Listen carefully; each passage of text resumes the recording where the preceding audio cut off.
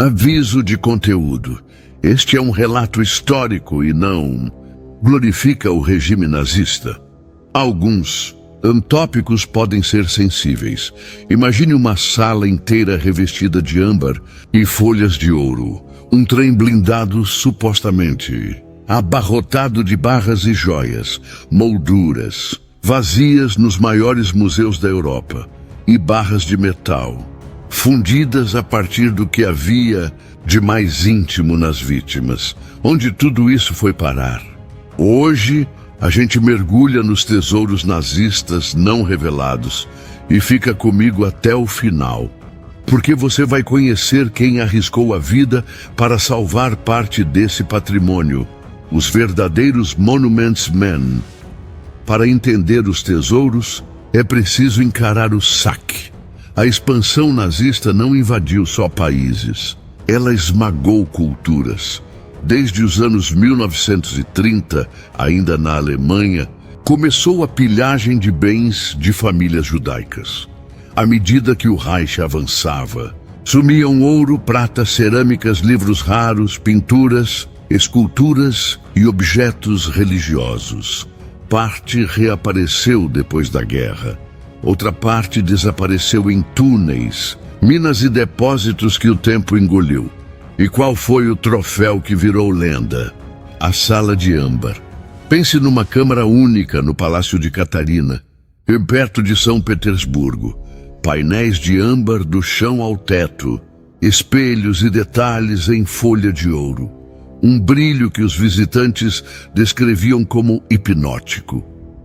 Estimativas falam em mais de 6 toneladas de âmbar. Curiosamente, a história dela começa na Prússia, no início do século XVIII, e a sala chega à Rússia como presente ao czar Pedro I.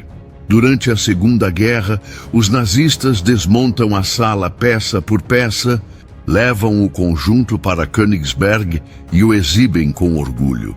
Quando a maré da guerra vira, tudo é encaixotado às pressas. Vêm os bombardeios, vem o caos e a trilha se perde. Investigações, expedições, reportagens, décadas de gente procurando. A conclusão mais aceita é dura. A sala original se perdeu. Anos depois, a Rússia recriou a Sala de Âmbar, inaugurada em 2003. Uma obra de artesãos raríssimos que manteve viva a memória do que foi destruído. Se uma sala inteira pode sumir, e um trem. A lenda do trem de ouro de Walpsich diz que, nos últimos dias do Reich, um comboio blindado foi carregado com ouro e tesouros e selado num túnel nos Sudetos, na fronteira entre Polônia e Tchequia. A história se conecta ao projeto inacabado RIESE, infraestrutura subterrânea para produção e transporte longe dos bombardeios aliados.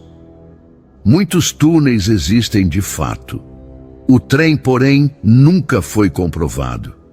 Buscas com georradar e equipes particulares, operações oficiais. O mito ressurge de tempos em tempos, e com ele, a esperança de um achado cinematográfico. Até agora, nenhuma evidência conclusiva fascinante demais, confirmado, ainda não. Mas tesouro para o alto escalão nazista não era só ouro, era prestígio. E ninguém personificou isso como Hermann Göring. Ele transformou a Europa ocupada no próprio leilão particular. Monet, Botticelli, Van Gogh, entre tantos outros. Após a guerra, apareceu um catálogo manuscrito com algo em torno de 1.500 obras ligadas à sua coleção pessoal.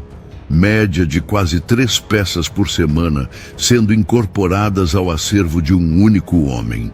Entre os desaparecimentos mais simbólicos está o retrato de um jovem, de Rafael, um quadro cuja ausência virou ferida aberta na história da arte. E porque algumas obras eram perseguidas, enquanto outras eram destruídas. Porque para o regime, arte também era ideologia. Pinturas modernas, cubismo, dadaísmo, futurismo eram carimbadas de arte degenerada. Sob o fogo da censura, milhares de peças modernas foram queimadas. O que sobrava espaço? Os velhos mestres de antes de 1800, sobretudo de tradição germânica. Uma estética oficial que servia de vitrine à propaganda. O saque contra os judeus foi além de galerias e museus. Ele virou política de Estado. Decretos obrigavam famílias judaicas a declarar bens acima de certos valores. Negócios eram esmagados por multas, impostos retroativos e manobras administrativas. Quem tentava fugir enfrentava um imposto de saída que devastava o que restava. O resultado prático? Uma transferência forçada de riqueza que abasteceu o esforço de guerra e empobreceu comunidades inteiras. E há um capítulo que precisa ser dito com todo cuidado, o do chamado ouro dentário. Documentos da época mostram a coleta sistemática de dentes de ouro de vítimas em campos de concentração. Metal era fundido em barras e, por um período, trocado por moeda estrangeira. Registros indicam cifras chocantes, como toneladas extraídas em Auschwitz, até que, com o avançar da guerra, a origem criminosa desse ouro passou a ser questionada internacionalmente. É uma das faces mais sombrias do saque, crime econômico costurado ao crime contra a humanidade. Diante dessa devastação, uma pergunta: quem correu contra o tempo para salvar o que ainda dava para salvar? É aqui que entram os verdadeiros Monuments Men. Em 1942, nasceu o programa Monuments, Fine Arts and Archives, MFAA. Historiadores, curadores, restauradores e militares com uma missão clara: proteger prédios históricos e recuperar obras saqueadas. Em minas de sal nos Alpes, como a de Alto-C, eles encontraram depósitos inteiros de arte escondida pelos nazistas. Obras-primas de valor incalculável, joias de Estado, peças que pertenciam não a um regime, mas à humanidade. O cinema popularizou essa história décadas depois. Mas a realidade foi menos glamurosa e muito mais importante. Sem esse esforço, muito do que restou teria desaparecido. Uma pesquisadora, Lynn H. Nicholas, ajudou a trazer o tema de volta ao debate ao descobrir, anos depois, o obituário de uma agente francesa que espionou a pilhagem nazista por anos. Suas informações contribuíram para que dezenas de milhares de obras fossem rastreadas e recuperadas. Então, o que fica? A sala de âmbar original continua perdida, mesmo com a sua recriação moderna, mantendo viva a memória. O trem de ouro permanece na fronteira entre fato e fábula. As coleções privadas do alto escalão revelam a escala do roubo e a forma como a arte foi instrumentalizada. E os Monuments Men lembram que, em meio ao horror, houve gente disposta a preservar aquilo que conta quem nós somos. Agora eu quero te ouvir. Qual desses mistérios você acha que ainda pode ter uma reviravolta?